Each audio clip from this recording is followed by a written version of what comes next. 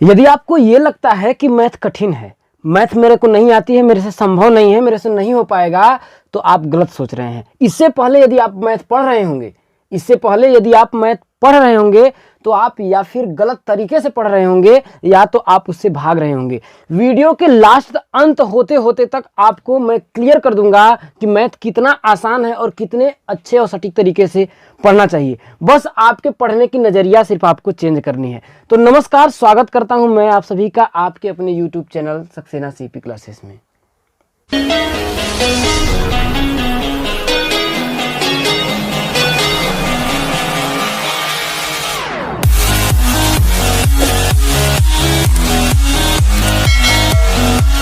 तो आज जो आपकी पहली टॉपिक है, हम लोग पढ़ेंगे भाज्य संख्या, अभाज्य संख्या, मौसक ज्ञात करने की विधि, लौसक ज्ञात करने की विधि और मौसक तथा लौसक में संबंध।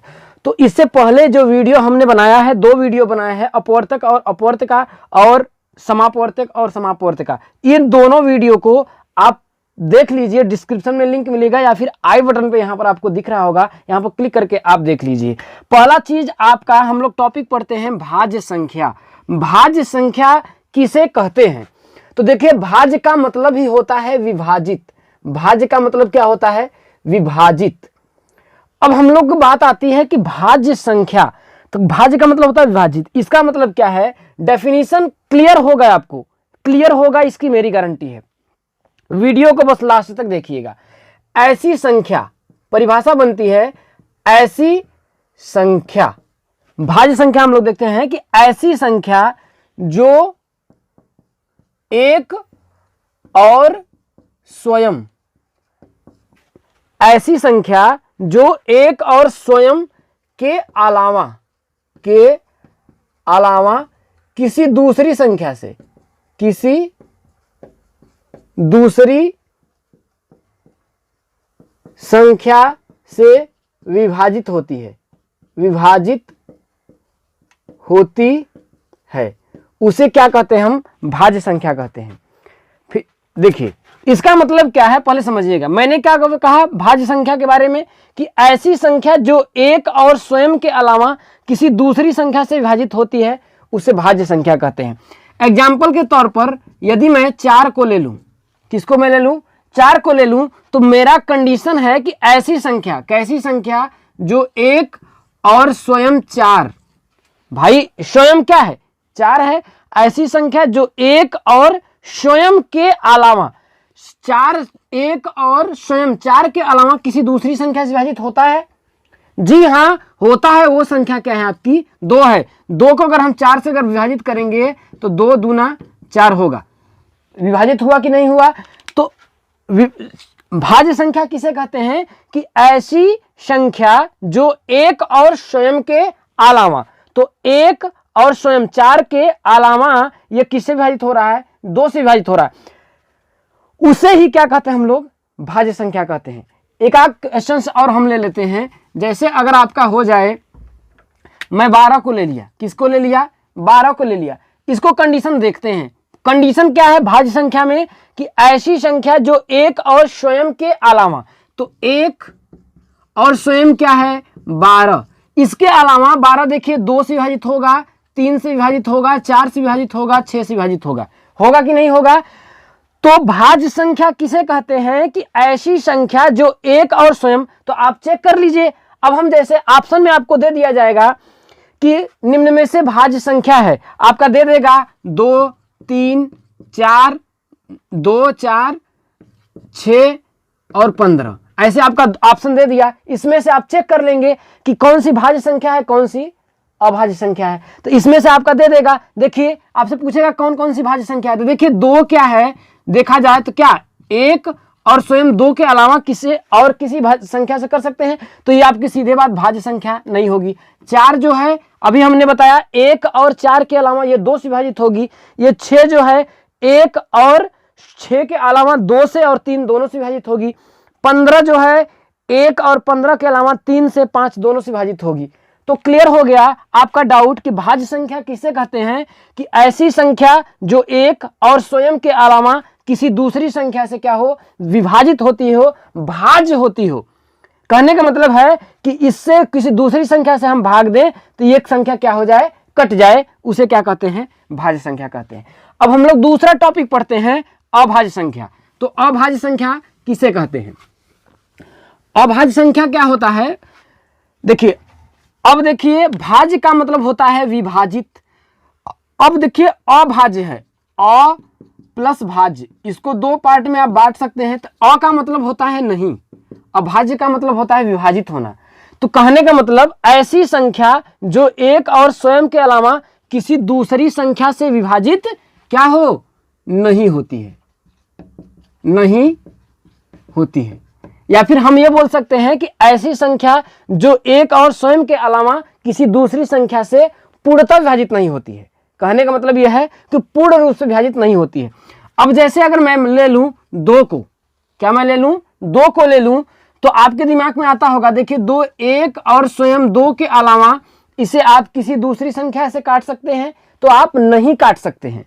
2 जो है इसे एक और स्वयं 2 के अलावा इसे आप किसी दूसरी संख्या से नहीं काट सकते हैं, नहीं विभाजित कर सकते हैं। तो कंडीशन क्या है अभाज्य संख्या का परिभाषा, ऐसी संख्या जो एक और स्वयं के अलावा। तो ऐसी संख्या, कैसी संख्या, ऐसी संख्या जो एक और स्वयं, स्वयं क्या है 2 है, तो 2 के अलावा, एक और स्वयं 2 के अलावा किसी दूसरी संख्या से इसको विभाजित नहीं किया जा सकता है, इसलिए 2 क्या है आपकी अभाज्य संख्या है।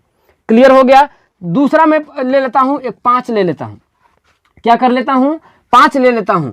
तो आपका क्या होगा, 5 स्वयं 1 और 5 के अलावा यह किसी दूसरी संख्या से विभाजित होगा, नहीं होगा, तो ये भी क्या है आपकी एक अभाज्य संख्या है। तीसरा अगर हम 11 ले लें तो क्या होगा, ये भाज्य संख्या है कि अभाज्य संख्या है, तो ये भी अभाज्य संख्या है। क्यों, क्योंकि 11 जो है एक और स्वयं 11 के अलावा किसी दूसरी संख्या से विभाजित नहीं होता। दूसरा चीज अगर हम 9 ले लें तो क्या ये भाज्य संख्या है कि अभाज्य संख्या है, तो देखिए अब हम लोग चेक कर लेंगे। ऐसे ही ये एक और स्वयं 9 के अलावा किसी दूसरी संख्या से विभाजित हो रहा है, तो जी हाँ हो रहा है, किससे 3 से हो रहा है, तो यह किस पे आपका चला जाएगा, भाज्य संख्या में चला जाएगा। तो आपको ये जो डाउट क्लियर हो गया। तो आप लोगों को कैसा लगा, अच्छा लगा तो वीडियो को लाइक कर दीजिए। अब तीसरा चीज हम लोग पढ़ेंगे मौसा ज्ञात करने की विधि। तो मौसा, क्योंकि देखिए मौसा के बारे में मैंने बताया था कि मौसा क्या होता है। तो देखिए मौसा ज्ञात करने का जो विधि और तरीका है बहुत ही आसान और बहुत ही इंटरेस्टिंग तरीका है। देखिए मौसा ज्ञात करने की 2 विधि होती है, एक गुणनखंड विधि होती है, गुणनखंड विधि होती है, और दूसरा जो होता है आपका भाग विधि होता है। क्या होता है, भाग विधि होता है। तो सबसे पहले देखिए मौसा का मतलब क्या होता है, महत्तम समापवर्त। और सबसे पहले देखिए कल की जो वीडियो मैंने बताई थी समापवर्त के बारे में, समापवर्तक के बारे में। समापवर्तक किसे कहते हैं, वह संख्या या व्यंजक, फिर से मैं बता देता हूं कि वह संख्या या व्यंजक, वह संख्या या व्यंजक जो 2 या 2 से अधिक, 2 से अधिक, समापवर्तक किसे कहते हैं कि वह संख्या या व्यंजक जो 2 या 2 से अधिक संख्याओं को पूरी तरह विभाजित करे।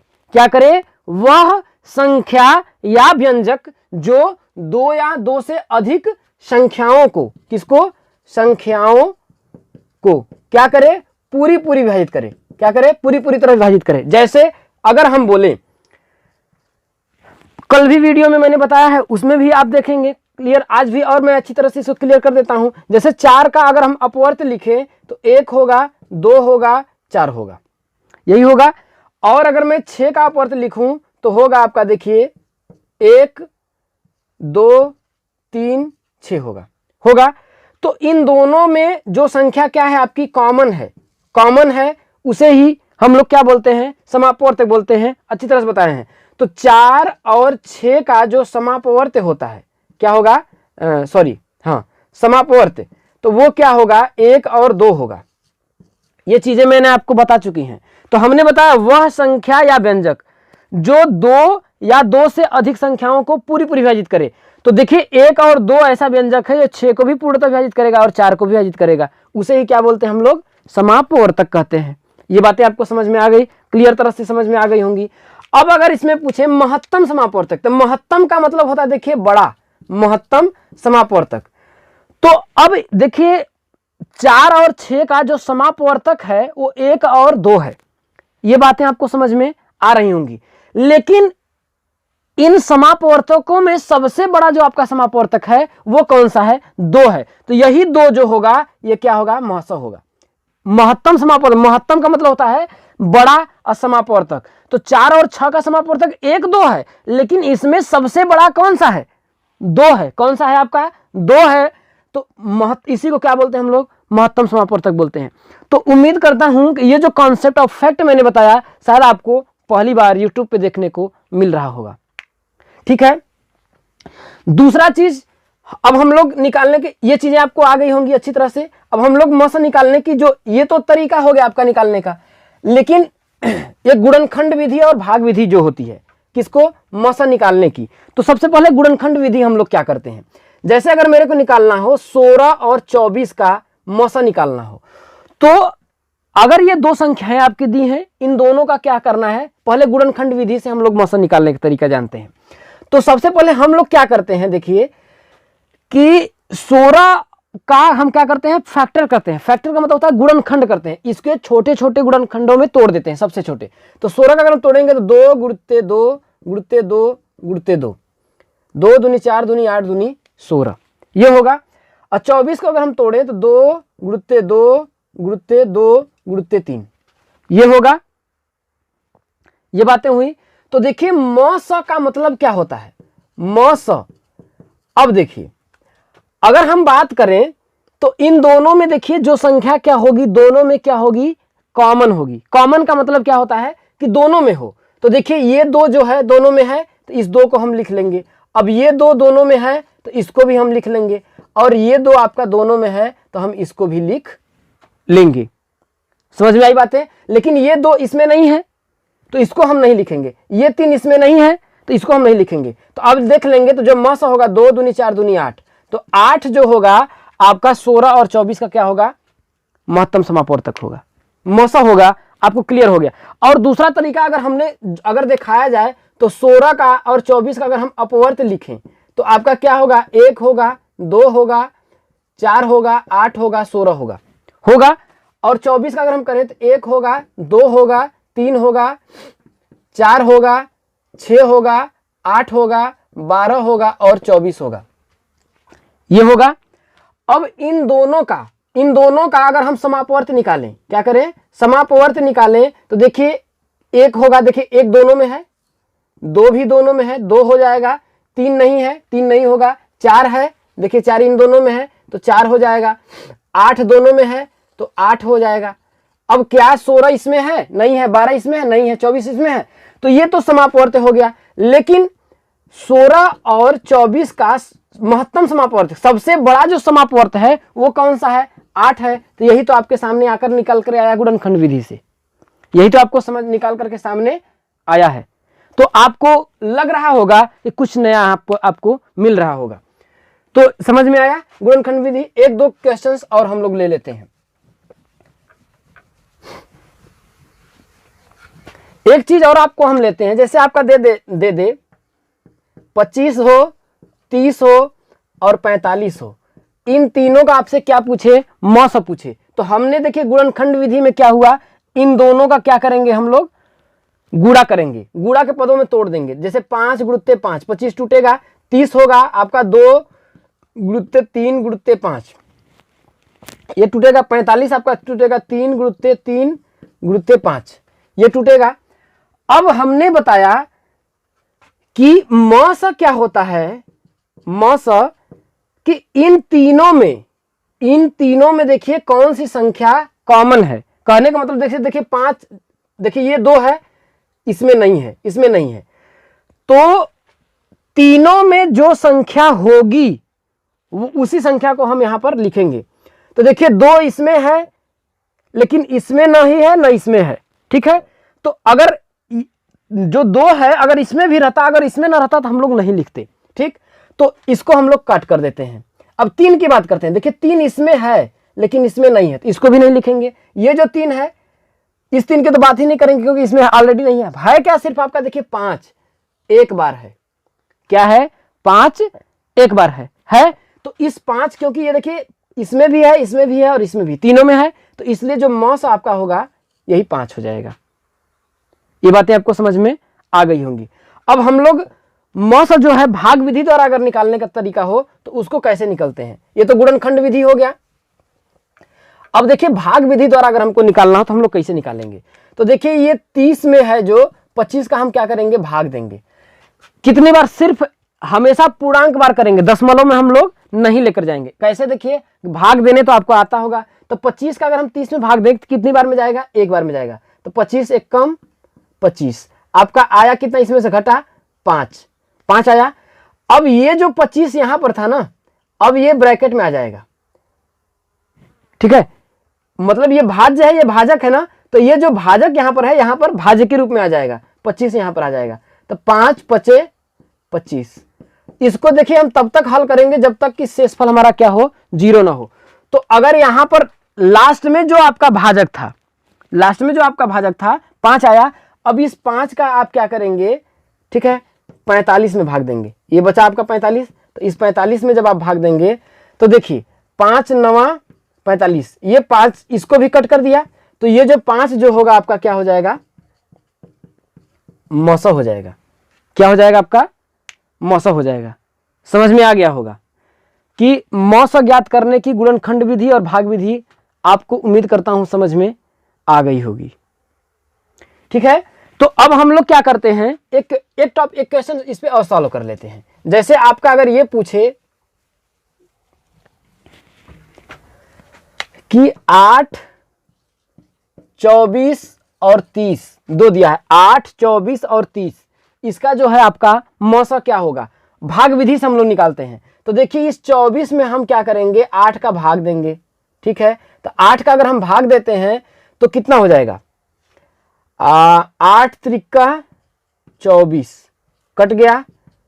समझ में आया होगा। तो जब ये 8 जो है ना, यहां पर लास्ट में आपको देखना, भाग देते देते जब ये शेषफल आपका 0 आ जाए तो यह जो आपका भाजक होगा उस भाजक का आप अगले संख्या में भाग देंगे 30 में। अब ध्यान रखिए कि 8 का अगर हम 30 में भाग देंगे तो कितनी बार में जाएगा? देखिए 2 बार में, 8 दूना के 3 बार में जाएगा। 8 त्रिका 24, आपका आया कितना? देखिए 6 आया। अब इस 6 में फिर ये जो 8 आया आपका यहां पर आ जाएगा। तो 6 एक कम 6 आया कितना आपका? देखिए 2।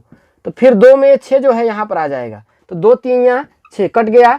तब तक हम काटेंगे जब तक कि हमारा शेषफल 0 ना हो। तो ये जो 2 है आपका क्या होगा? 8 24 और 30, किसका? 8 24 और 30 का जो मौसा होगा, क्या होगा आपका? जो मौसा होगा वो क्या होगा आपका? 2 होगा। ये बातें आपको समझ में आ गई होंगी। अब अगला जो आपका टॉपिक है, देखिए मौसा ज्ञात करने की विधि हमने निकाल दिया। अब लौसा ज्ञात करने की जो विधि है इसको भी देख लीजिए। लौसा भी आपको बहुत ही मजेदार तरीके से निकालेंगे। तो देखिए लौसा भी ज्ञात करने की 2 विधि होती है, एक भाग विधि और एक गुणनखंड विधि। तो गुणनखंड विधि से हम लोग लौसा निकालते हैं। जैसे आपका हो 8 16 और 20 का आपका लौसा क्या होगा? आपका लौसा क्या होगा? तो लौसा का मतलब होता है देखिए लघुत्तम समापवर्त्य। तो अगर हम लिखें तो 8 का हम क्या करेंगे? गुणनखंड कर लेंगे। वही तरीका देखिए गुणनखंड विधि द्वारा तो करेंगे। देखिए 2 गुणुत्ते 2 गुणुत्ते 2। ठीक, 16 का अगर हम करेंगे तो देखिए हो जाएगा आपका, देखिए 2 गुणुत्ते 2 गुणुत्ते 2 गुणुत्ते 2, 2 दूनी 4 दूनी 8 दूनी 16 हो गया। अब 20 का क्या करेंगे? आपका होगा देखिए 2 गुणुत्ते 2 गुणुत्ते 5, ये हो गया। तो इसमें आपको करना क्या है? तो देखिए इसको आप ऐसे कर लीजिए, 2 के घाते 3 ये होगा। अगर इसको हम करेंगे 2 घाते 3 होगा। अगर इसको करें तो हमारा होगा 2 के घाते 4। अगर इसको हम करें तो आपका होगा देखिए 2 के घाते 2 गुणुत्ते 5। तो आप देखिए 8 16 और 20 का लौसा निकालेंगे। तो देखिए 2 तरीका मैं बताता हूं। पहले ये जो है इसको यहां तक भूल जाइए, इधर का पहले समझिए। ये देखेंगे कि जो संख्या कॉमन कौन कौन सी संख्या है। देखिए 2 तीनों में है तो इस 2 को लिख लेंगे। अब ये जो दोनों है तीनों में है तो इस 2 को हम लिख लेंगे, समझते रहिएगा। अब आपका ये जो 2 है इसमें है तो फिर भी हम इसको हम क्या करेंगे, लिख लेंगे। क्या करेंगे, इसको लिख लेंगे। और आपका ये 2 बचा, इसको भी लिखेंगे। और ये आपका 5 बचा, इसको भी लिखेंगे। तो कहने का मतलब लॉस में क्या होता है कि तीनों संख्याओं में जो संख्या कॉमन होती है उसको भी लिखते हैं और जो संख्या कॉमन नहीं होती है उसको भी लिखते हैं। तो ऐसे सिचुएशन में देखिए आपका होगा 2 दूनी 4 दूनी 8 दूनी 16 5 80, 80 क्या होगा, लॉस हो गया। और दूसरा जो तरीका हमने बताया दोस्तों, इसमें देखिए कि जैसे 2 का है ना पावर, जैसे देखिए तो 2 घाते 2 है, 2 घाते 4 है, 2 घाते 3 है। तो इसमें देखिए तीनों, जैसे तीनों का ये पेयर है ना, इसमें देखिए कि सबसे अधिक पावर किसका है। तो सबसे अधिक पावर 2 का देखिए क्या है, 4 है ना। तो सीधे कुछ नहीं करना आपको, 2 घाते 4 लिख लीजिए। अब इसके बाद ये खत्म, इसको तीनों काट दीजिए। अब आपका बचा क्या, आपका 5, तो इसको 5 को भी लिख लीजिए। तो गुणा करेंगे तो वही आएगा, 2 घाते 4। देखिए 1 2 3 4 फिर 5 करेंगे तो वही आपका 80 आ जाएगा। तो आपको समझ में आया होगा। एक आध क्वेश्चन और हम लोग देखते हैं लॉसन निकालने की। देखिए जैसे हमारे पास अगर दे दे 6 12 और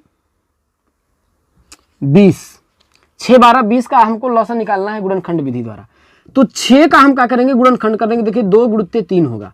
अगर हम 12 का गुणनखंड करें तो आपका होगा 2 गुणित 2 गुणित 3। अगर हम 20 का गुणनखंड करें तो आपका होगा 2 गुणित 2 गुणित 5 होगा।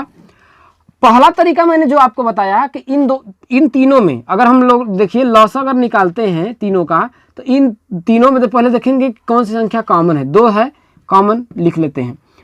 और ये देखिए 2 इसमें है लेकिन इसमें नहीं, फिर भी हम इसको लिखेंगे, इसे जोड़ा इसे लेकिन बना लेंगे, ठीक है। तो ऐसे 2, फिर आपका देखेंगे ये 3 है, 3 इन दोनों में है लेकिन इसमें नहीं, फिर भी इसको हम लिख लेंगे। और ये 5 है, इसमें किसी में नहीं है, किसी एक में है, फिर भी इसको लिख लेंगे। तो आपका होगा देखिए 5 3 15 दूना 30 दूना 60। तो ये क्या हो गया, आपका लॉसा हो गया। और दूसरा तरीका हमने आपको बताया आसान और शॉर्ट तरीका कि पहले देख लीजिए, इसको आप लिख सकते हैं। देखिए 2 घाते 2 गुणित 3 ही कर सकते हैं। अब यहाँ पर अगर करेंगे तो इसको अगर लिखें तो आप लिख सकते हैं, देखिए 2 का स्क्वायर गुणित 3 लिख सकते हैं। देखिए 2 गुणित 2 है तो इसको 2 का स्क्वायर गुणित 3 कर सकते हैं। और इसको अगर देखें तो आपका लिख सकते हैं, देखिए 2 का स्क्वायर गुणित 5 कर सकते हैं, कोई दिक्कत। अब लॉस निकालने के लिए मैंने कहा कि कोई भी संख्या देखिए, जैसे 2 का इसमें देखिए तीनों में है तो 2 का अधिकतम पावर कौन सा है, 2 घाते 2 है ना। तो इसको सीधे लिख लीजिए 2 घाते 2। अब इसमें देखिए हम 3 पर आते हैं तो 3 का अधिकतम पावर कितना है, देखिए इसमें भी एक है, इसमें भी एक है। इसका मतलब 3 को एक ही बार हम लिखेंगे, चाहे वो एक में रहे चाहे तीनों में रहे, उससे मतलब नहीं है। सबसे अधिक जिसका पावर होगा, जैसे 2 का पावर अधिकतम 2 था तो इसको हमने लिख लिया। अब इसमें 3 का अधिकतम पावर क्या है, 1 है तो 3 को लिखेंगे। इसके बाद देखिए 5 का अधिकतम पावर 1 है तो इसको 5 को लिखेंगे। तो लिख लीजिए 2 दूनी 4 3 या 12 5 60, वही बात होगा, 60 आ गया। ये समझ में आ गया होगा आपका। अगर हम इसको भाग विधि से करें, क्या, अगर हमें इसकी गुणनखंड भाग विधि से अगर करना हो, ठीक है, तो हम भाग विधि से अगर इसको सॉल्व करना हो तो कैसे करेंगे। देखिए भाग विधि से सॉल्व करने का जो तरीका होता है कि सबसे पहले हम लोग देखेंगे कोई भी संख्या को सबसे छोटी अभाज्य संख्या कौन सी होती है, 2 होती है। 2 से कट करेंगे, अगर एक भी संख्या कट होती है तो इसको हम काटेंगे। देखिए 6 कट रहा है 2 से, 3 से हो जाएगा। 6 भी 2 से कट रहा है तो 6 हो जाएगा। 20 भी 2 से कट रहा है तो आपका हो जाएगा 10, कट गया। अब फिर हम 2 से काटेंगे, 2 से तब तक काटेंगे जब तक कोई भी एक संख्या आपका कटेगी तो हम काटेंगे। जैसे 3 है 2 से कट नहीं रहा है तो इसको सेम का सेम हम उतार देंगे। 6 है 2 से कट रहा है तो इसको भी हम सेम का सेम उतार लेंगे। कट रहा है 2 से, 2 3 या 6 हो गया। अब 10 जो है आपका 2 से कट रहा है तब इसको हम काट देंगे, कोई दिक्कत। अब देखिए कि 2 से इन तीनों संख्याओं में कोई संख्या कटेगी, नहीं कटेगी। तो 2 से बड़ी अभाज्य संख्या क्या होती है, आपका 3 होती है। तो 3 से काटेंगे तो 3 कट जाएगा तो 1 आएगा, 3 फिर ये कट जाएगा तो 1 आएगा। अगर 5 तो 3 से नहीं कटेगा तो इसको सेम का सेम हम उतार लेंगे। ये समझ में आई बातें आपको। अब क्या करना है, देखिए अब देखिए कौन सी संख्या कोई 3 से कट रही है तो नहीं कटेगी। तो अब हम क्या करेंगे, 3 से बड़ी संख्या क्या होती है, 5 ही होती है। 5 भी 5 से काट देंगे तो 1 1 1 तब तक काटेंगे जब तक कि तीनों चीजें क्या होनी चाहिए, क्या हो जाए, 1 1 1 न हो जाए। तो अब आपका ये जो है इसको आप क्या करिए, लिख लीजिए। तो क्या है आपका, देखिए 2 गुणित फिर ये 2 गुणुत्ते फिर 3 गुणुत्ते फिर 5, तो 5 3 15 दूना 30 दूना 60, तो 60 आया लसा ना। तो भाग विधि द्वारा ऐसे हम लोग करते हैं। तो इधर का जो होता है सबका आपस में हम लोग गुणा कर लेते हैं, जो आंसर आता है, मान आता है, वही क्या होता है, इसका लसा होगा। तो इसको 1-2 क्वेश्चन बताने की कोई जरूरत नहीं है। तो आपको ये बात समझ में आ गया होगा। अब हम लोग तीसरा आपका है कि मौसा तथा लौसा में संबंध चीजें टॉपिक पढ़ते हैं। तो ये भी देखिए टॉपिक बहुत ही अच्छा और बहुत ही महत्वपूर्ण और बहुत मजेदार है। जैसे हम ले लेते हैं एक संख्या हमारा दिया है, देखिए इस टाइप का ध्यान रखिएगा कि आपकी परीक्षा डीएलएड में क्वेश्चंस 2 नंबर का आता है, हर बार लगभग आता है, इस बार ध्यान रखिएगा। तो इसको समझिएगा, आपका एक संख्या आपका दिया है 12, समझिएगा, और दूसरी संख्या दिया है, दूसरी संख्या आपका दिया है 18। अब समझने की कोशिश करिएगा। तो अगर हम यहां से देखिए, मैं आपको फॉर्मूला निकालना बताता हूं, ना कि रटना। अगर हम इन दोनों संख्याओं का एक बार मौसा निकालें, तो 12 और 18 का अगर मौसा हम निकालें तो हमारा कितना होगा। तो देखिए अगर हम मौसा निकालें तो देखिए पहले हम मौसा निकाल लेते हैं। देखिए 6 होगा, लेकिन मैं आपको निकाल करके दिखाता हूं। तो अब देखिए इन दोनों का मौसा, अगर हम 12 तथा 18 का मौसा, तो क्या होगा, भाग विधि से निकाल लेते हैं। 12 से कर देंगे, देखिए 12 1 कम 12 कितना आएगा, 6 आएगा। और फिर ये 12 यहाँ पर आ गया, तो 6 दूना 12 हो गया, कट गया। तो ये जो 6 हो गया आपका, क्या हो गया, आपका मौसा आया। तो 12 और 18 इन दोनों संख्याओं का जो मौसा कितना आया दोस्तों, 6 आया ना। तो इस 6 को हम क्या करेंगे, यहाँ पर निकाल लेंगे, कोई दिक्कत। अब 12 और 18, 12 और 18 का लौसा अगर हम निकालें तो क्या होगा, तो लौसा निकाल लीजिए भाग विधि से। तो हम निकाल लेते हैं। देखिए 2 से कट करेंगे तो ये आपका 6 होगा, यहाँ 9 होगा। फिर 2 से कट करेंगे तो 3 होगा, 9 होगा। फिर हम 3 से कट करेंगे तो 1 होगा, 3 होगा। फिर 3 से कट करेंगे तो 1 1 होगा। तो 3 त्रिका 9 दूना 18 दूना 36, कितना हुआ, 36। तो इन दोनों का जो लॉस हुआ कितना आया आपका, 36। कितना है आपका, 36 आया। तो अब हम एक करते हैं कि इन दोनों संख्याओं का आपस में गुणा करते हैं। क्या करते हैं, इन दोनों संख्याओं का आपस में गुणा करते हैं। कहने का मतलब पहली संख्या गुणुत्ते दूसरी संख्या करते हैं, देखते हैं कितना आता है। तो 12 का अगर हम 18 में गुणा करेंगे तो 18 दूना 36 और 18 कम 18 और 3 21, 216 आया। कितना आया आपका, 216 आया। और इन दोनों संख्याओं का मौसा और लौसा का गुणा करते हैं। तो इन दोनों का देखिए 12 और 18 का मौसा क्या है आपका, 6 है, और इस 36 का मतलब कि मौसा और लौसा का गुणा करते हैं तो आपका आएगा 36 छक्के कितना आता है, 216 ही आता है। 216 ही आता है।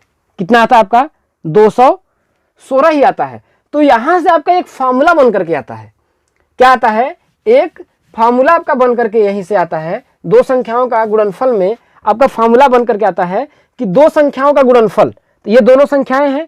कहने का मतलब एक संख्या गुणते दूसरी संख्या बराबर होती हैं इन संख्याओं के मौस और लौस के गुणनफल के। ये आपका फार्मूला है, ये आपका क्या है, फार्मूला है। तो आपसे दे देगा कि एक संख्या 12 है और दूसरी संख्या 18 है। समझने की कोशिश करिएगा। ऐसे ही आपको प्रश्न पूछता है कि यदि एक संख्या 12 तथा दूसरी संख्या 18 है, यदि इनका मौस आपसे दे दिया, इन दोनों संख्याओं का मौस 6 है तो लौसा बताइए। तो आप रख देंगे इन दोनों का मान, मौसा रख देंगे तो लौसा आप निकाल लेंगे। 3 मान देगा इसमें, एक संख्या दे देगा दूसरी संख्या, या फिर ऐसे दे सकता है एक संख्या 12 है और एक संख्या 12 है और दूसरी संख्या पता नहीं है, और दो संख्याओं में एक संख्या 12 है और उनका मौस 6 तथा लौस 36 है, तो उनसे आपका क्वेश्चन पूछ सकता है। तो उम्मीद करता हूं ये जितने भी टॉपिक को मैंने आपको बताया आपको अच्छी तरह से समझ में आया होगा। अगर आपको वीडियो अच्छा लगा, आपको लगा कि हमें कुछ वीडियो में एडिशनल चीज़ें और समझाने का जो तरीका है अच्छा लगा हो, तो वीडियो को लाइक कर दीजिए। और हम लोग अगले वीडियो में आपके प्रश्नावली के जितने भी क्वेश्चंस होंगे इस पर आधारित सभी क्वेश्चनों को सॉल्व करेंगे। तो उम्मीद करता हूं वीडियो आपको पसंद आया होगा। तो इस वीडियो में इतना ही। जय हिंद, वंदे मातरम।